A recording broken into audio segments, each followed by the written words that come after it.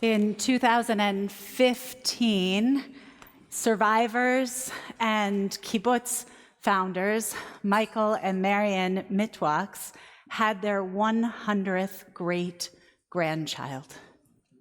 Imagine a world where everyone, every single person who was cut down by the Holocaust had survived to go on to have children and grandchildren and great-grandchildren.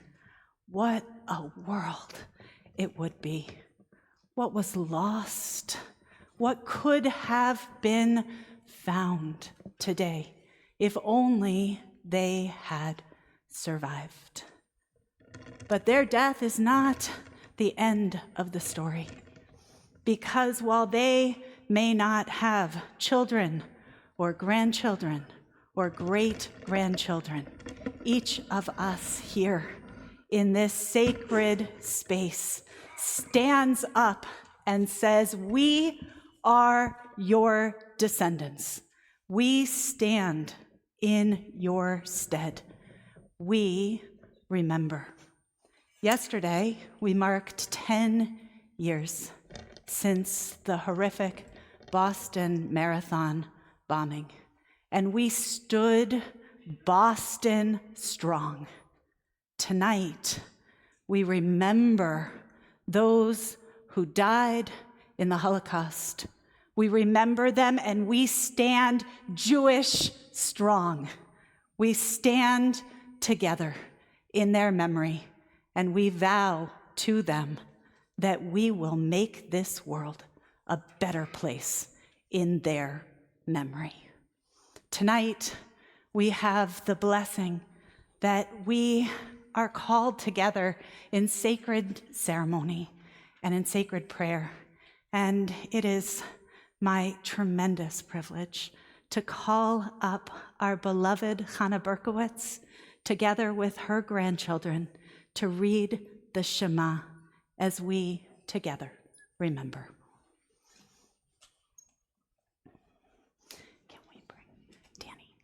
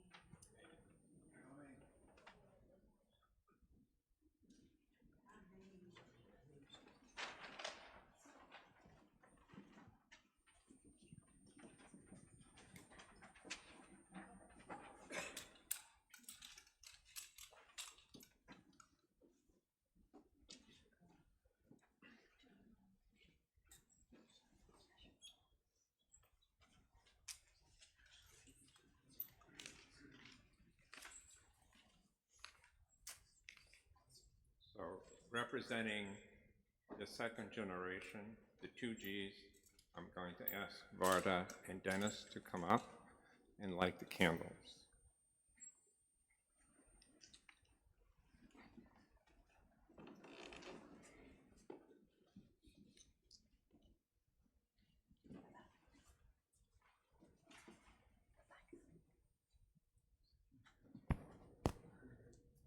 And as they begin to light, we want to call upon Rebecca Ganser to come on up, and Sarah, please come forward.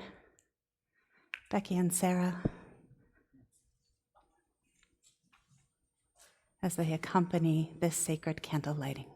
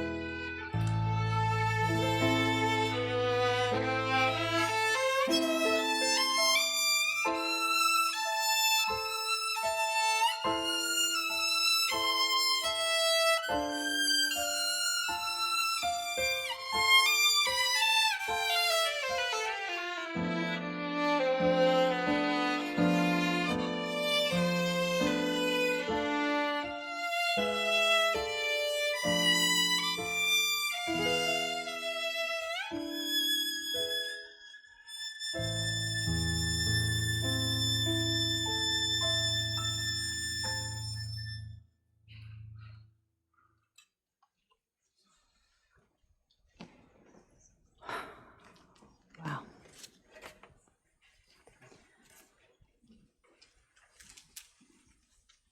Good evening. It is truly a special night, and it's really personally wonderful to see you here. Before I introduce our keynotes, I'm going to share a personal story. As a child of a survivor, it's a very emotional time for me, because in fact, 10 years ago, when Rabbi Garden Swartz was at my house for my mother Shiva, who had just passed away, was the day of right after the marathon. So as Rabbi Michelle just mentioned, it's very poignant to be here tonight, and very emotional time.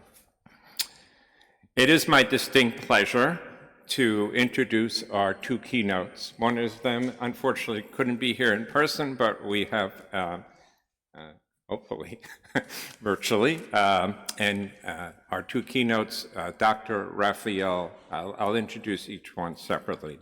Dr. Rafael Medoff is an American professor of Jewish history and the founding director of the David Wyman Institute for Holocaust Studies. It's based in Washington, D.C., and focuses on issues related to America's response to the Holocaust. The Wyman Institute strives to bridge the gap between the scholarly community and the general public by making the historical record accessible to a broader audience through various forms of media. Dr. Medoff received his PhD from Yeshiva University and is a visiting scholar in Jewish studies at the State University of New York at Purchase. Dr. Medoff has written extensively about the Holocaust, and in his publication, The Deafening Silence, Dr. Medoff argues that the American Jewish leaders, if they had been more forceful in presenting the case for the rescue of European Jews to the Roosevelt White House, they could have moved the administration to act. Dr. Medoff has served as a consultant to a number of television movie projects, including Holocaust, The Untold Story, as well as Looking into the Face of Evil. Our other guest speaker is Martin Ostrow, who is here. He has been an award-winning documentary producer, writer, and director for public, commercial, and cable television for more than 30 years. He is the producer, director, and owner of Fine Cut Productions, which produces independent documentary films and video for public, commercial, and cable television. Mr. Ostrow has been making award-winning films about the environment, history, science, and the arts for more than 25 years. And it is now my distinct pleasure and honor, if we get Dr. There he is. So he should be up on the screen. Thank you very much. Good evening, and I'm grateful to everyone at Temple Emmanuel for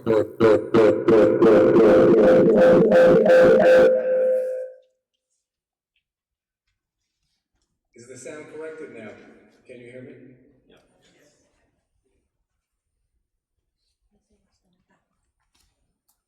Yes. We can all hear you. Thank you. I'm grateful to everyone at Temple Emmanuel for making it possible for me to join you this evening. I'm sorry I can't be there in person, but I look forward to our discussion and to a question and answer period at the end after Martin Ostrow and I have spoken. Like many of you, I was very excited to hear several years ago that the noted filmmaker Ken Burns was working on a documentary about America's response to the Holocaust. I have devoted my entire professional career, now going back almost 40 years, to the study of how President Franklin Roosevelt and his administration and the American public responded to news of Nazism and the Holocaust. And I focus on this subject not merely as a matter of historical interest, but because I happen to be convinced that there are profound moral lessons to be learned from the experience of how our country responded to the Holocaust.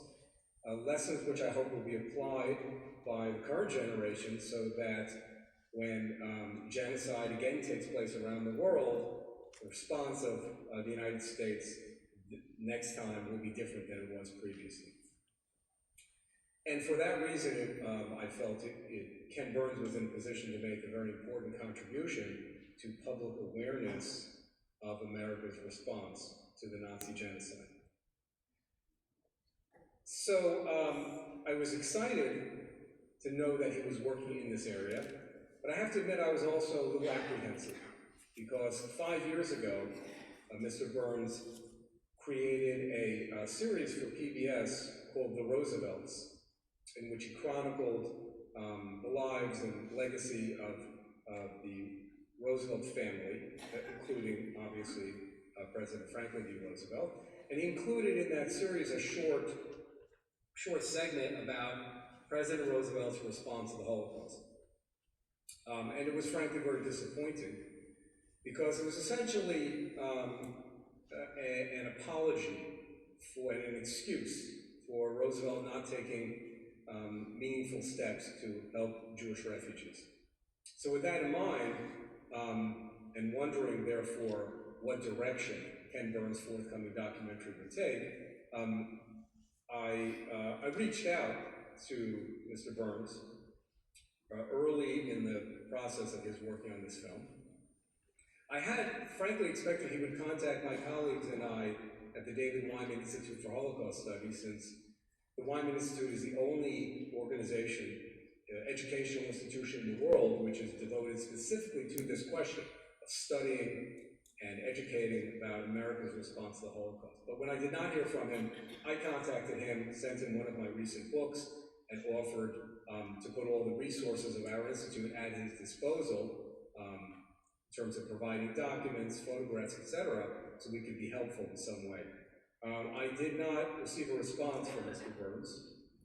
About 6 months later, I did get a note from someone on his staff acknowledging receipt of the materials, but I never heard further from him. And then last September, of course, his film, The U.S. and the Holocaust, was aired on CBS.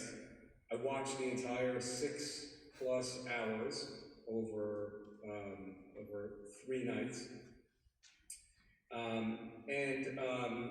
And I was, to put it charitably, deeply disappointed. The film illustrated for me anew the fact that being a skilled filmmaker does not always make one a skilled historian. Ken Burns is certainly a very talented filmmaker.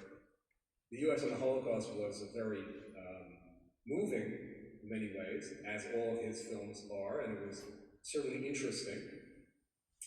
But when it came to the crucial facts of the historical record, it left much to be desired. I want to briefly summarize for you some of the major flaws of the film, and then turn to my colleague Martin Ostrow, who was there with you, who is both a skilled filmmaker and a skilled chronicler of history, whose own film, America and the Holocaust, Deceit and Indifference, from the 1990s, actually is the gold standard in this area, and Marty Ostrow did in a 1-hour film justice to the historical record in a way that Ken Burns was not able to achieve in 6 hours. The overall problem that I found with the Burns film, The U.S. and the Holocaust, is that it makes a concerted effort to argue that President Roosevelt was unable to do very much to help the Jews in Europe. That he tried his best, but ultimately his hands were tied because there was so much anti-Semitism in the United States in the 1930s.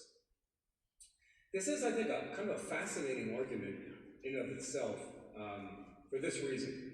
The entire rest of the 6 hours, as well as Burns' previous film dealing with President Roosevelt, portrayed FDR as a strong and decisive leader. And indeed, this is how we justly remember Franklin Roosevelt.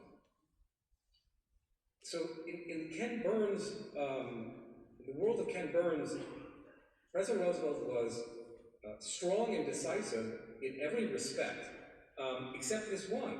For some reason, when it came to the question of the Jews in Europe, he was suddenly weak and his hands were tied and there was so little he could do because there were a lot of people in the United States who were anti-Semitic.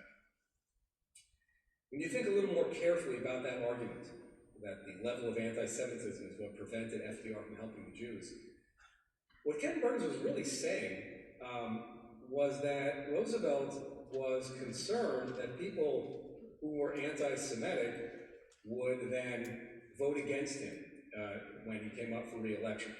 That would be the political motive, that FDR was concerned that because of all this anti-Semitism, it would be unpopular, meaning he would lose votes if he did anything to help Jewish refugees.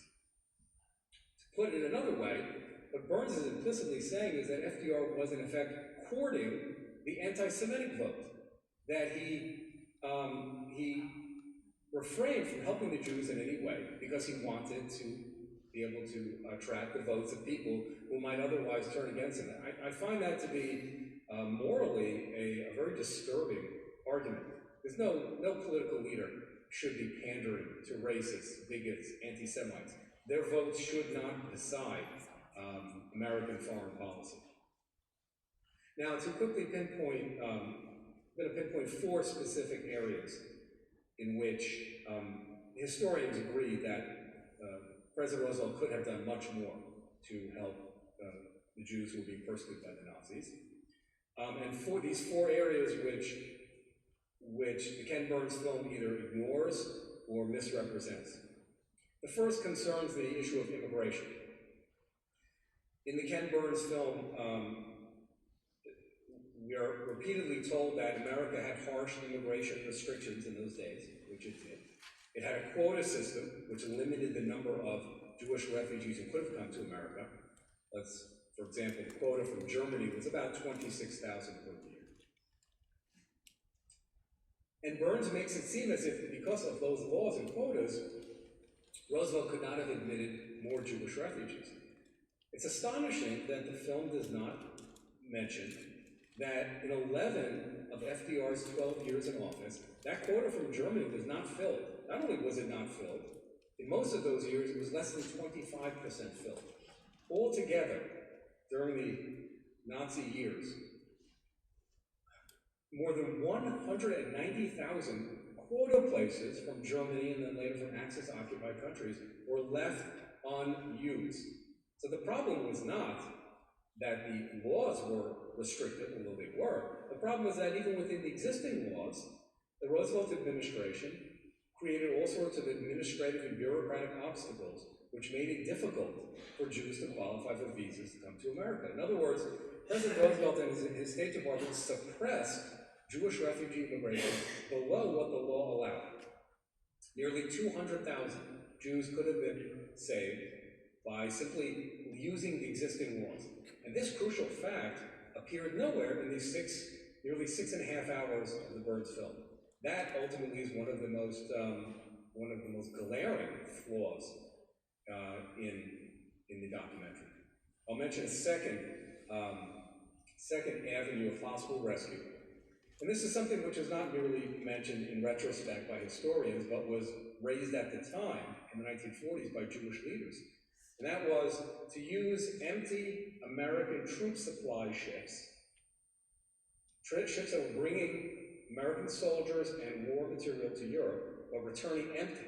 Use them to bring Jewish refugees from Europe to the United States. The ships were available, they were empty, and in fact, because they were empty, they had to be loaded down with ballast, that is, with rubble taken from bombed-out German cities, in order to weigh the ships down so they wouldn't capsize on the return voyage back over the Atlantic. If you were weighing the ships down with chunks of concrete, you could have just as easily weighed them down with Jewish refugees. This, too, was mentioned nowhere in the Burns film. The third obvious shortcoming was in Burns' treatment of the well-known issue of the Roosevelt administration's refusal to bomb the railway tracks leading to Auschwitz, or to bomb the gas chambers and crematoria themselves. In the Burns film, a distorted portrait of that issue is presented. Burns makes it seem as if the reason the Roosevelt administration would not bomb Auschwitz was because it was concerned about possibly accidentally hitting some of the inmates in the camp. Burns completely skipped over the question of bombing the railways to Auschwitz, over which hundreds of thousands of Jews were being deported in cattle cars to their deaths. Bombing those railway tracks would not have harmed any civilians, any inmates. It would have interrupted the mass murder process, at least to some extent. Nor did Burns explain that when the Roosevelt administration was asked at the time by Jewish organizations to bomb those railways, US officials responded with very disingenuous and misleading excuses as to why they would not do it. Finally, I want to mention one more glaring omission from the Burns film. In the spring of 1943, the British and American governments held a conference on the island of Bermuda concerning the Jewish refugee problem. This was in response to a lot of criticism in England, not so much in America, but in England by members of parliament and some church officials about the failure of the Allies to do anything to help the Jews who were being slaughtered by the Nazis. So as an attempt to kind of push back public opinion, public protest on this issue, the Churchill administration and the Roosevelt administration held a conference in Bermuda, went on for 12 days. During the course of the conference, various ideas for possibly rescuing refugees were brought up, and they were all shot down. Essentially, the conference consisted of 12 days of coming up with explanations as to why the Allies supposedly could not rescue Jewish refugees. The Bermuda Conference was a major event in the history of how America responded to the Holocaust. It was a turning point in many ways, because it laid bare the utter refusal of the United States and its allies to do anything substantial to help Jewish refugees. It was because of the Bermuda Conference that major Jewish organizations began speaking out more forcefully to plead for rescue of Jewish refugees. Members of Congress became much more vocal. And a series of protests, public protests, over the Jewish refugee crisis ensued as a result of Bermuda. And as a consequence, the major history books dealing with America's response to the Holocaust all deal in detail with the Bermuda Conference. Many of them devoted an entire chapter to Bermuda. And films, such as Martin Ostrow's film, America and the Holocaust, also devote appropriate attention to Bermuda. Incredibly, in this entire 6.5-hour documentary by Ken Burns, the Bermuda Conference is not mentioned once. This important key event in how the United States responded to the Holocaust was simply left out of the Burns film. Now, by contrast, Martin Ostrow's film not only included the Bermuda Conference, but treated the other historical issues that I've mentioned in appropriate detail with care and balance. And it makes one wonder why film like Marty Ostrow's film, which was also broadcast on PBS, like the Ken Burns film, and also part of the American Experience series, like the Ken Burns film, why his film, which portrays these events accurately and fairly, why it is not why it did not receive the attention that the Ken Burns film has received. I'm not going to speculate as to the reasons for that, but I would like at this point to invite Marty Ostrow to join our discussion. And I wonder, Marty, if you could begin by briefly giving us an overview of your film. So for those in our audience this evening who have not had the opportunity yet to see it, I wonder if you could give us a brief summary of it, and then perhaps if you would explain how your film came about. Sure, I'd be glad to. For those of you who may be curious about why I'm not looking at Rafael, I am looking at him. There's a monitor right here, right in front of me. So I'm not ignoring him up here. The film is a 90-minute film, America and the Holocaust, Deceit and Indifference. Some of you have probably seen it in past years. It was first broadcast in 1994, was rebroadcast in 1995 by PBS. And it had its premiere at the Holocaust Museum in Washington a few weeks before the first broadcast by PBS. Just to give you a sense, for those of you who have not seen it at all, this is a very brief overview of what the film tries to do in its 90 minutes. First of all, the first half of it sets the scene and the stakes for our story in very personal and experiential terms. And we meet 72-year-old Kurt Klein, who relates his struggle. Kurt was a German Jew who came to America in 1937 at the age of 17. His sister came the year before, his older brother a year later. And together with his siblings, he dedicated himself to trying to save the lives of his parents, of his aging parents, by bringing them from Germany here to America where they might be safe. We see that struggle threaded through the complex forces that were at work in American society in the 1930s. The Depression, nativism, isolationism, and widespread, deep-rooted, long-standing anti-Semitism. And we come to understand how Kurt's 4-year tragic attempt to rescue his parents was ultimately more a struggle against American government policy than it was a struggle against German Nazi policy. That essentially is a very simplistic explanation of the first half of the film. The second half of the film carries us into and through the war. And it looks at the decisions made by people in our American government who were in positions of power to make a difference in this complicated set of circumstances, this enormous refugee and genocide catastrophe. And we see how the choices, especially by FDR and his State Department, tragically impacted the fate of thousands of Jewish refugees like Kurt Klein's parents. So that is a very, very simplistic view for you, for those of you who have not seen the film, about what the film is about. It's the story of a terrible history told through the lens of one person's experience. And so how did this come about? This is what if you can see it, this is a DVD of the film. It came about not because I was an expert on the subject. I knew all about the history of all. I didn't.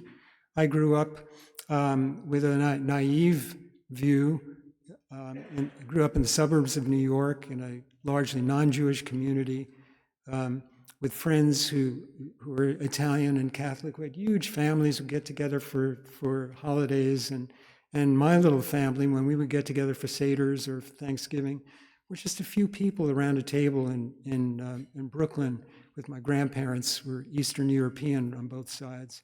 And I always knew that there should have been more people here. And I knew that why they weren't there. I knew that something had happened during the war, and they were killed by the Nazis. That was the extent to what I knew growing up about it. I also knew it wasn't good to talk to Grandma and Grandpa about it because it was too emotional for them. And my parents were not much better informed than I was about it. It's the whole myth that really nothing much was known about it all until the camps were liberated, and then everybody, oh my God, this was going on. All right, so this was in the back of my mind for many years growing up. What really happened? I knew something happened, and those ghost cousins who I would kind of imagine at the Seders, wondering how it is that they weren't there with us. Much later years, I went to Brandeis, got out of Brandeis with a degree in sociology and also filmmaking. And along the way, as I was beginning to make a career as a young filmmaker, one day I came across a book in a bookstore called, you've already heard the name of it this evening, Danny mentioned it, called The Deafening Silence. That was by Rafael. He's disappeared from the screen up here. And I read it with great interest, and it really was it was my gateway to really understanding what the curiosity and what had gnawed at me for so many years. Now, his book, as Danny said, is really about the Jewish leadership. So as I read it, I thought, well, but it hinted at all of these other areas, a much broader picture. And from that, it led me to other scholars who I just had not known about. And one of them was, and the primary one, was the author of this book, The Abandonment of the Jews, and that's David Wyman. And David Wyman's majestic book is really the seminal book in the field that looks at all of this history from before the war through the war, about the possibilities of rescue, about why it didn't happen, and all of the implications with the Roosevelt administration. That to me was shocking, eye-opening, and inspiring in terms of a story that I felt somewhere was inside me that needed to be told. And now that I was a filmmaker, the possibility of telling it. I'm collapsing a lot here just to get to the points sooner.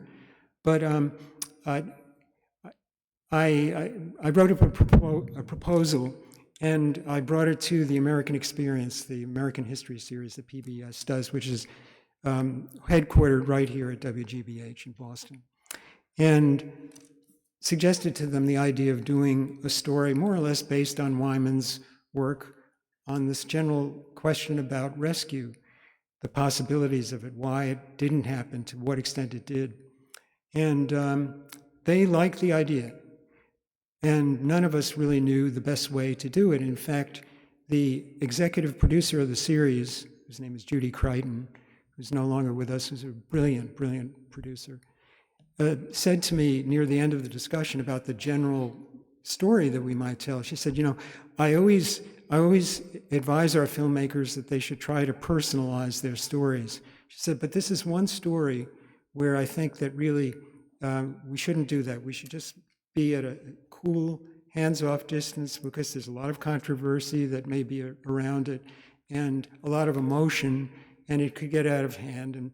And I heard this, I was crestfallen, because I was just about to say to her, and the way I think we should tell the story is that we need to personalize it.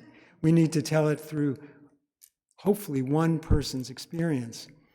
So I did. I mean, I admitted that to her, and she said, well, okay, I tell you what, it was a research grant at this point that I was given. She said, go off, do your research, and let's see what you come back with.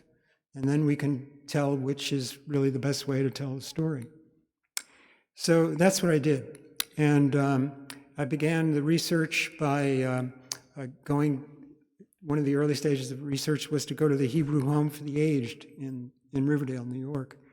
We got together a good group of people and talked largely about anti-Semitism, about anti-Semitic experience in their growing up in America, and also asked them about whether they had had any experience along this whole line of rescue. Nobody did that. They had plenty of interesting things to say about anti-Semitism, but nobody had any firsthand experience. So I went away, and now I know the clock is ticking for making the film, that I'm doing the research, and I have to come in with a proposal within a few months. Okay, so the next thing that we do is we take a chance, and we take public notices in several Jewish newspapers around the country. And it's a very kind of bland notice that we put. If you or anybody in your family had made any attempts during the 1930s, early 40s, to rescue a family member or friends from the Nazis, please contact the Holocaust Research Project at Post Office Box, blah, blah, blah. I don't think we even said we were making a film. So from that, we got a number of responses. We got about, I would say, my memory now is about maybe 30 responses. And some of them one or two were just crazy people, unfortunately. Others were not crazy people, but they were off the mark. And a few of them were on the mark. Okay, well, that's good. And were some vivid stories that I remember to this day. I mean, I could quickly tell you one of them, because I think that's all the time we have for. A woman named Greta Rosenberg wrote to me from Long Island, New York, and her story was that in 1933, her family was living in Germany and in Berlin, and she and her husband moved. They didn't like what was starting to happen with Hitler coming to power. They moved to Yugoslavia. I don't know why, but they were in Yugoslavia. They had a child, and they lived in Yugoslavia for a good number of years. Her mother and other relatives remained in Berlin. At some point, they recognized that maybe it's a good time to get out of Europe altogether, and they managed to get visas from Yugoslavia to America. They settled in Minnesota, and then her next challenge was that she wanted to bring her mother over from Berlin. This is now in the late 30s. And by this point, there's a child her child is 11 years old. And she has the support of a senator in Minnesota for the visa application and everything. She writes to the consul in Berlin and includes a picture of her daughter and says, "My mother's going to have an appointment to see you. This is," her exact words were, this child would like to see her grandmother." And she sent the letter off to the consul. Appointed day, the woman comes in to see the consul, has her interview. The consul goes through his things, pulls out the picture, and shows it to this woman. Woman wasn't expecting, she's sort of shocked. And he says, "Who is this?" "It's my granddaughter." And she breaks down, she cries. She's so kind of moved to see her child. She knows this is what's at stake, blah, blah, blah, blah, blah. She's crying, she's weeping. "Well, I can see you're in no condition to travel." Ineligible. The woman never got out. So that's how simple these things could be, and that's how horrendous the situations might be. Okay, well, several stories like that. I mean, that's an incredible story. Yeah, but the story I just told you is also largely a radio story. What I just told you is not a television documentary story. Why? Because it's only through your ears that you're getting it. There were no pictures, there were no letters, there was nothing more to amplify it, and there wasn't a lot more than just that simple story that Greta had to offer to share with me. So, oh my gosh, what are we going to do? One thing occurred to me was that as I was starting to get desperate, as the weeks were going by, how we're going to tell the story, we'll cobble together a few of these stories and make it work with a narration. You know, that's what we'll do. I didn't believe that for a minute, but because I believed that the only thing that would work with this tremendous history, all the history from Wyman's book and other scholars, which was so dense and so dark, the only way to tell it would be with a human heart at the center of it. We needed to find one person to share his or her experience about rescue, about attempt to rescue. And I was, as I say, a quilt wasn't going to work, a quilt approach. But what was it going to do? Then one afternoon in Cambridge, where I was living, phone rings. This gentleman calls me. His name is Kurt Klein. He's calling from Scottsdale, Arizona. He says, I got this public notice that you put in a paper about, yeah, okay. And he tells me he's curious to find out about it. So I tell him a little bit about it, that actually disclose that we're trying to make a film. Okay, he says, I'm in the midst of translating from German some letters from my parents who we tried to rescue. Oh, really? Okay. How many letters are there? And he sort of apologizes. He says, well, I don't know, a few hundred. Okay, all right, okay. And he briefly tells me a little bit about the general story. And at this point, I'm standing there and I'm trembling, listening to this. And are there any photographs? Again, he apologizes. I just have a small box of them. Okay. the next week, literally a weekend later, I'm in his kitchen in Scottsdale, meeting Kurt and his wife. His wife, you may know, some of you may know through other sources, is Gerda Weissman Klein, who's the author of All About My Life and receiver of the by Obama the Medal of Freedom. I'm sorry, I'm getting the name wrong of the precise name. But anyhow, just an outstanding writer and human rights activist. She is, and we spent the entire weekend going through his materials, and I could see from the history that I knew how appallingly the setbacks, which were time and time again, they would get all of the boat tickets and the visas and everything lined up, and then everything would fall through. Why would it fall through? He never knew. He never really understood. And one of the reasons it would fall through, let me just read you one thing. I'm afraid of going too long in time here. But this is something I want to show you. This is an actual, it's a facsimile of the actual document that was written by Breckinridge Long, who was in charge of immigration in the State Department during the Roosevelt administration. It was appointed to the department, to this exact role by Franklin Roosevelt. And they, as Rafael already explained, the immigration laws were set in stone, but the quotas had plenty of room to be filled in ways that they never were. So Long and his buddies, Long's brilliance, had to come up with a way that they could manipulate the quotas without changing the laws. They knew they couldn't make them any worse than they were. So this is his advice.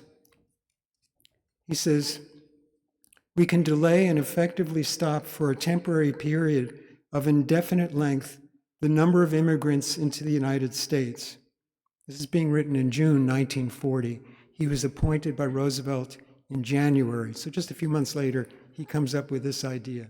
Meanwhile, in Europe, Kurt Klein's parents are just about ready to get all of their papers together and get their boat travel and ready.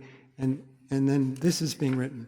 "We could do this by simply advising our consuls to put every obstacle in the way and to require additional evidence and to resort to various administrative devices which would postpone and postpone and postpone the granting of the visas."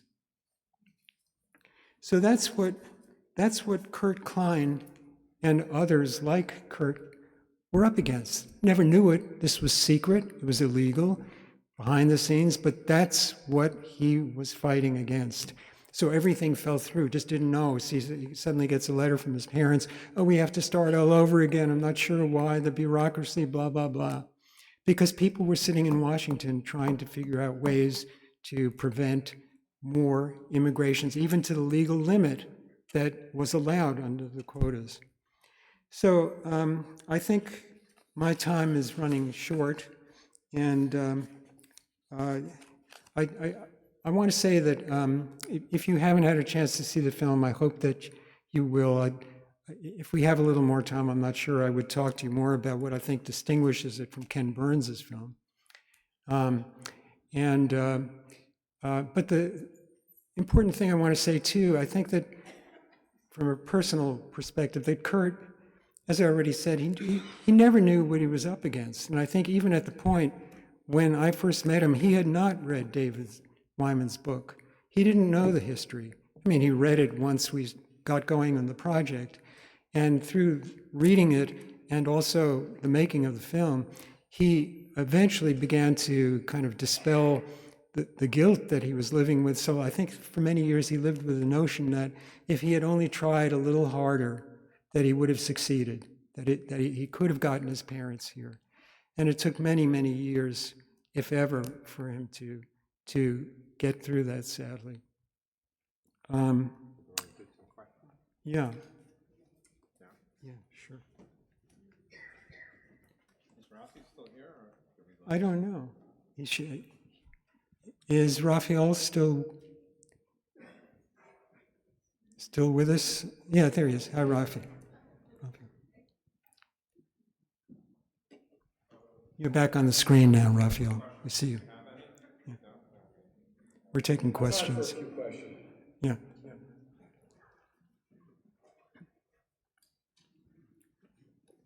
Thank you. How much was Roosevelt influenced and prevented from doing anything because of the State Department? It was mentioned that he appointed this person to make it as difficult as possible. But his Secretary of State at the time was Hull. And he also had the Secretary of Finance was Morgenthau, who was Jewish. So how did all this fit in? Was Roosevelt just blind to what was going on and refused to? Or you mentioned the fact that there was anti-Semitism. But he was completely controlled by his State Department, whom he appointed. Right, I think I've never heard of a case in which a president of the United States was controlled by his State Department. The State Department implements the president's policies. It does not make its own foreign policy or its own immigration policy in those days.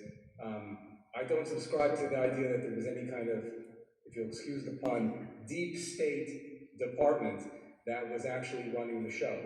FDR was a decisive leader, and when we admire him for his strong leadership and his decisiveness, the Secretary of State served at his pleasure, as did the Assistant Secretary of State, Breckinridge Long, whose infamous quote about blocking immigration was just read by Martin Ostrow. So I think the short answer to your question is that the president now and then, and every president in between, the president makes decisions regarding, he sets foreign policy, and then the State Department, the job of the State Department is to implement it. Of course, it advises him, and the State Department kept Roosevelt informed of how it was implementing its policies. We actually have in the documents a number of instances in which Breckinridge Long spoke with FDR specifically to explain how the department was setting up all kinds of obstacles in the way of Jewish refugees. So historians have concluded unanimously that President Roosevelt was well informed about what was happening to the Jews in Europe, and that he made what essentially was a political decision to keep Jewish refugee immigration to a bare minimum, to refrain from taking any substantive steps such as bombing the railways to Auschwitz, and in general to regard the mass murder of the Jews as something which was none of America's business. So this is our last question from the Kahal. I have two questions. One is, you said that only 25% of the quota slots were filled at most, and one question is, were there applicants for the other 75%? And my second question is, was there any ever consideration of a kinder transport here to the U.S.? Number of German Jews who wanted to immigrate to the United States far surpassed the number that would have been allowed under the quota. But as I said, in 11 of the 12 years that FDR was president, the German quota was not filled, and in most of those years, it was only 25% filled. That's why there were so many of these unfilled quota places. But yes, there were more than enough Jews in Germany who wanted to escape. The population the Jewish population of Germany when the Nazis rose to power in 1933 was between 500,000 and 600,000. So there was never a shortage of applicants, never a shortage of Jews desperately wanting to escape from the Nazis. There was simply a shortage of humanitarian sentiment in the White House and the other branches of the Roosevelt administration. This is so sobering, so profoundly sobering. I have a final question for both of you. I have just been told that Kurt's granddaughter, Lexi, is here with us tonight in our Kahal. Lexi, raise your hand over there. And so I have a question for both of you. What should we do in this generation with all you have taught us tonight? I have a few words that I wanted to add, and I think it's not a bad answer for what you just asked me about. At the end of our film, you learn that Kurt Klein in the American Army liberates a group of young women who had been for years enslaved in Nazi slave labor and had been abandoned in an old factory in Czechoslovakia, left to die. And one of those women who Kurt meets in the courtyard ultimately is just near death. And he meets her, and the two of them form a bond instantly. I'm skipping way ahead, but they're within the weeks that follow. She's in the hospital. She survives. They get to know one another. They fall in love, and ultimately they're engaged. In 1945, Kurt returns to America, and a year later to Paris, where they get married, and eventually she comes and joins him in Buffalo, New York, where they lived. But there was a period of time when she was in great, great despair during that year when they were apart, and despair over the loss of her entire family, as Kurt was over the loss of his parents. And Kurt wrote to her to provide some encouragement, and these are his words. He says, "You must be able to feel that the voices from the past cannot lay claim on your happiness, and through that on ours.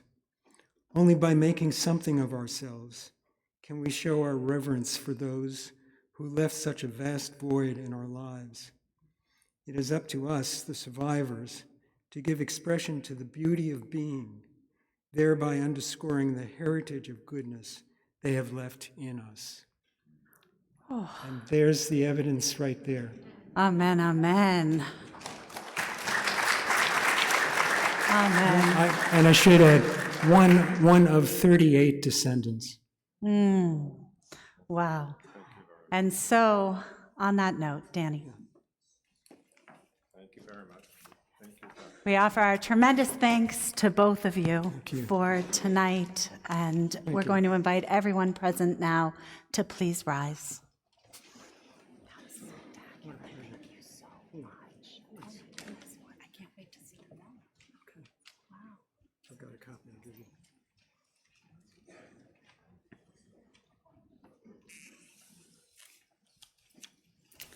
We're going to recite the Kaddish together.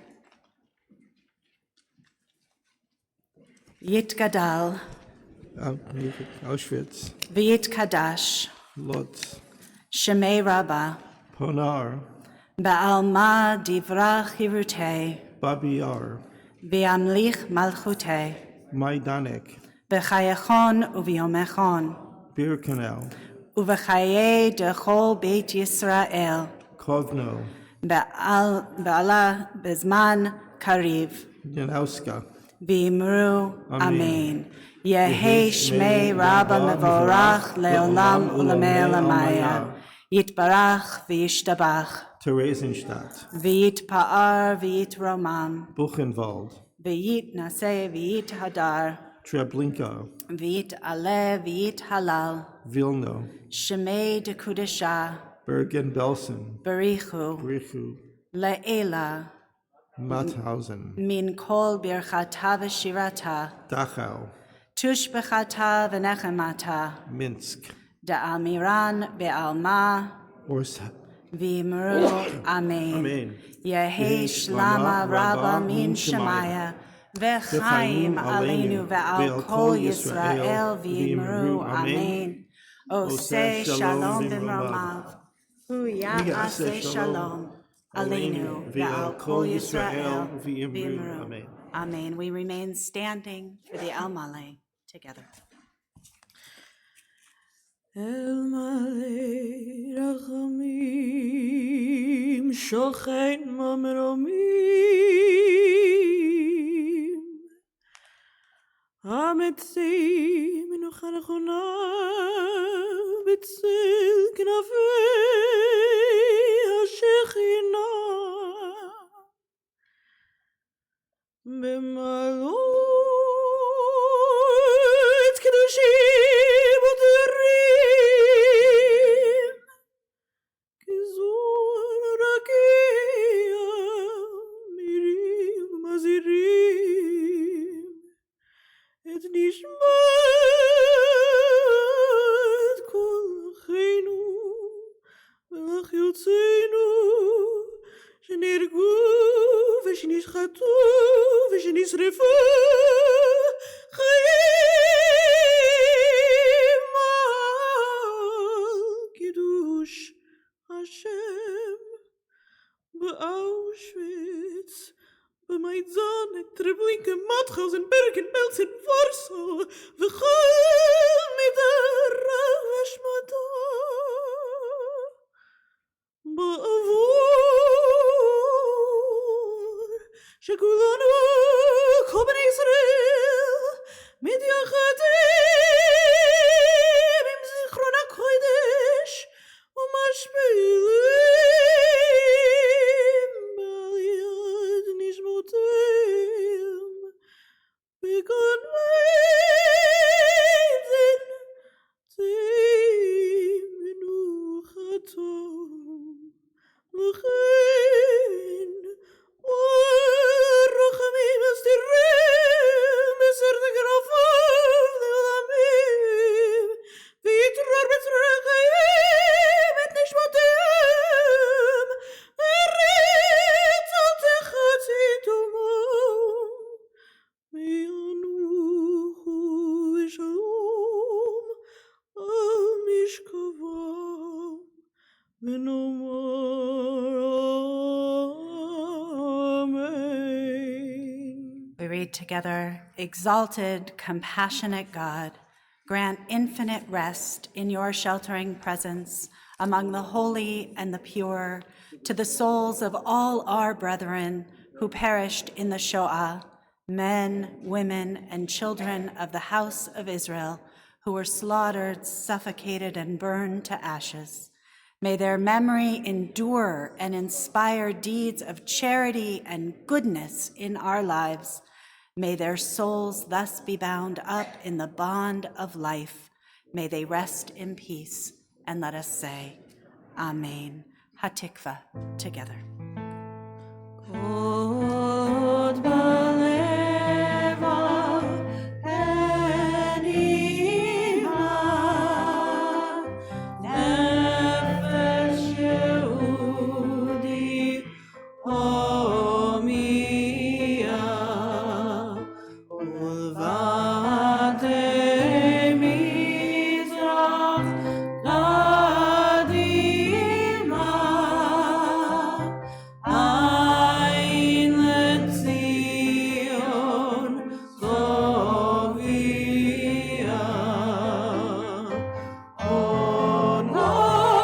onolda ziklatenu Antikva matchodal bayim Niotam chofshi be'arzeinu Eretz Zion Yerushalayim Niotam chofshi be'arzeinu Eretz Zion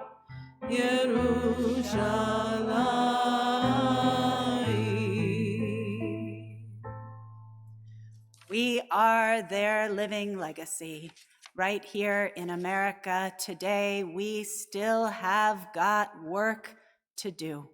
Let us make sure to live by the words, never again. We'll have our processional now.